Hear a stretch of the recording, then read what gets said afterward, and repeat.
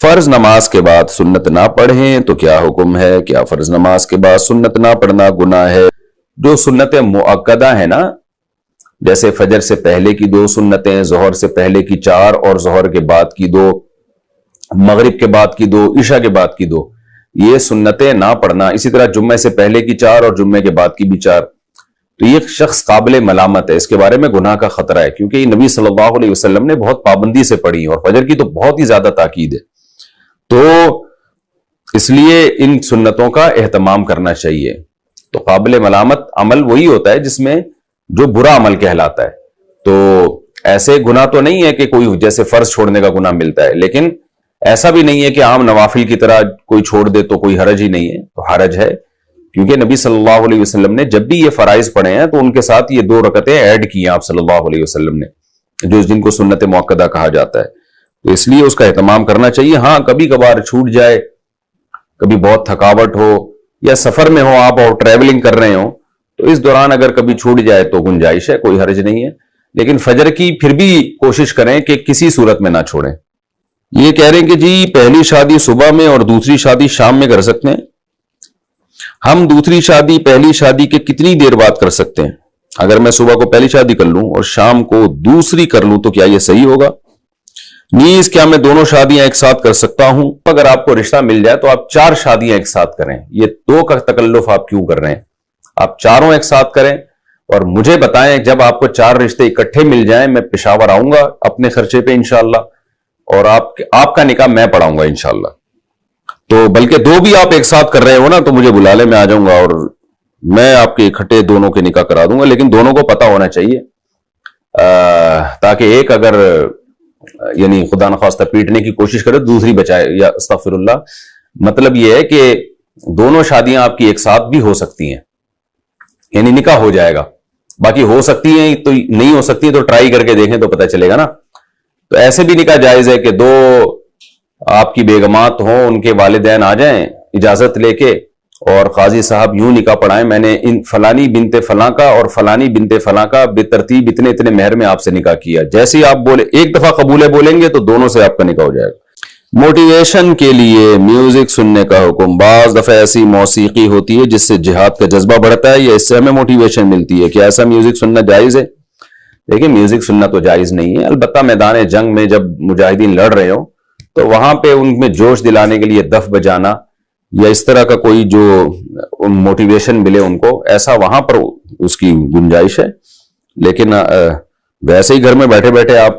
Music سن رہے ہیں، اس سے تو آپ غلط چیز کے عادی ہو جائیں گے اور دوسرے میوزک کی طرف بھی پھر جانا شروع کر دیں گے۔ لڑکیوں کا گجرے پہننے کا حکم، کیا لڑکیاں اپنے ہاتھوں میں گجرے پہن سکتی ہیں؟ لیکن زینت کا تعلق ہے تو عورت کے لیے زینت جائز ہے تو وہ پہن سکتی ہے، البتہ غیر مردوں کے سامنے، نامحرم مردوں کے سامنے زینت کا اظہار یہ لڑکی کے لیے کسی صورت میں بھی جائز نہیں ہے، چاہے گجرے کا ہو یا چوڑیاں ہو یا کوئی بھی ہو۔ اچھا بھائی، سوال پوچھا ہے سود کے پیسوں سے غریب کا علاج کرانا، کیا سود کے پیسے کسی بیمار کو دے سکتے ہیں جس کے پاس علاج کے پیسے نہ ہوں؟ دیکھیے سود کے پیسے صدقہ کرنا واجب ہے بغیر ثواب کی نیت سے، تو کسی بیمار کو بھی دیے جا سکتے ہیں لیکن اس میں آپ نے ثواب کی نیت نہیں کرنی، جان چھڑانے کی نیت کرنی ہے، گندگی سے جان چھڑائی جاتی ہے نا، جیسے حرام ایک گندی چیز ہوتی ہے،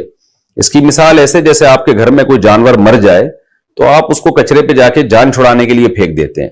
تو یہ بھی ایک حرام مال ہے، ناپاک ہے۔ اب شریعت نے اس کو ضائع ہونے سے بچانے کے لیے کہا ہے کہ کچرے پہ پھینکنے کے بجائے کسی غریب کی مدد کر دو، کسی خیر کے کام میں ڈال دو، تو مردار کو تو کچرے پہ پھینکا جائے گا اور جو حرام مال ہے وہ کچرے پہ نہیں پھینکا جائے گا، بلکہ شریعت کہتی ہے کہ اس میں ثواب کی نیت نہ کرو، صدقے کی نیت نہ کرو، کیونکہ اللہ حرام مال سے صدقہ قبول نہیں کرتا، تو صدقہ میں نے اس کو مجازن کہا ہے، تو اللہ حرام مال سے نہیں قبول کرتا صدقہ خیرات، حلال سے قبول کرتا ہے، تو آپ جان چھڑانے کے لیے کسی غریب کو دے دیں۔ وہ کرسچن جیسا نام تبدیل کرنا کیا ضروری ہے؟ میری بیوی مسلمان ہے لیکن اس کا نام کرسچن کی طرح کا ہے، کیا اس نام کو تبدیل کرنا لازم ہے؟ دیکھیں اگر ایسا نام ہے جو واقعی صرف کرسچن ہی کا ہوتا ہے، جیسے مائیکل ہے اور جیکسن ہے، تو ایسے نام رکھنا مسلمان کے لیے جائز نہیں ہے، جس سے یہ لوگ سمجھیں کہ پتہ نہیں یہ عیسائی ہے، کرسچن ہے، تو نبی صلی اللہ علیہ وسلم نے بہت سختی سے منع کیا، من تشبہ بقوم فہو منہم. تو نام تو ہر قوم کا شعار ہوتے ہیں، تو پہلا انٹروڈکشن تو نام سے ہی ہوتا ہے. تو اس لیے ایسا نام، اب مجھے نہیں پتا یہ عیسائیوں کا نام ہی ہوتا ہے یا کامن نام ہے، یہ اس کا مجھے نہیں پتا،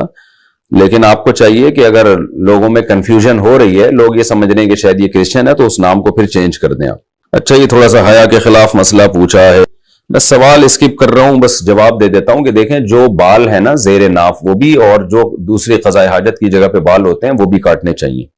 وہ زیر ناف بالوں میں وہ بھی شامل ہے. ولیمہ کی دعوت قبول کرنا کتنا ضروری ہے؟ ولیمے کی دعوت قبول کرنا سنت ہے یا واجب ہے؟ بعض احادیث کے ظاہری الفاظ سے پتہ چلتا ہے کہ ولیمہ کی دعوت قبول کرنا واجب ہے. جیسے کہ حدیث میں آتا ہے کہ آپ صلی اللہ علیہ وسلم نے فرمایا، جس نے ولیمے کی دعوت کو ٹھکرایا فقد عصا ابا القاسم، اس نے ابو القاسم یعنی نبی صلی اللہ علیہ وسلم کی نافرمانی کی. اور آپ صلی اللہ علیہ وسلم نے فرمایا کہ جب تمہیں ولیمے کی طرف بلایا جائے تو اس کی دعوت قبول کیا کرو. تو ان احادیث سے بعض فقہا کا قول یہ ہے کہ یہ واجب ہے، اگر آپ قبول نہیں کرتے گناہ گار ہوں گے. لیکن جمہور کے نزدیک یہ صرف تاکید کے لیے احادیث ہیں، کیونکہ اس سے صرف تاکید پیدا کرنا مقصد ہے، یہ وجوب پر محمول نہیں ہے. تو سنت موقدہ یا شدید درجے کی تاکید والی سنت موقدہ ہی کہتے ہیں اس کو. تو اگر کوئی آپ کا ریلیٹیو ہے، کوئی آپ کا قریبی ہے، وہ آپ کو ولیمے کی دعوت پہ بلاتا ہے، تو ان احادیث کے ظاہر کا تقاضا یہی ہے کہ اس کی دعوت کو قبول کر لینا چاہیے. اور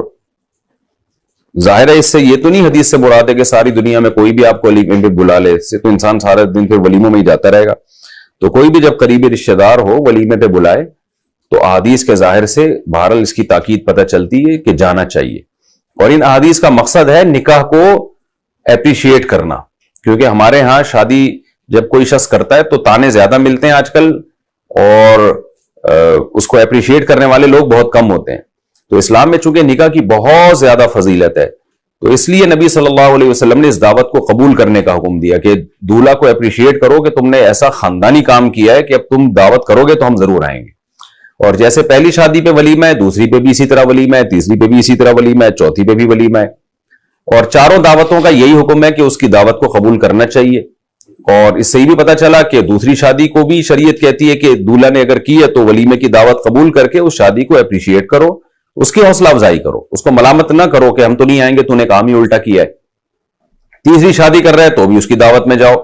دعوت میں جا کے اس کی حوصلہ افزائی کرو، ماشاءاللہ جی میں اسی وجہ سے آیا ہوں کہ مجھے اچھا لگا کہ آپ نے تیسری کر لی ہے. چوتھی پہ بھی حدیث میں حکم ہے ولیمے کا، کیونکہ مطلق حکم ہے نا.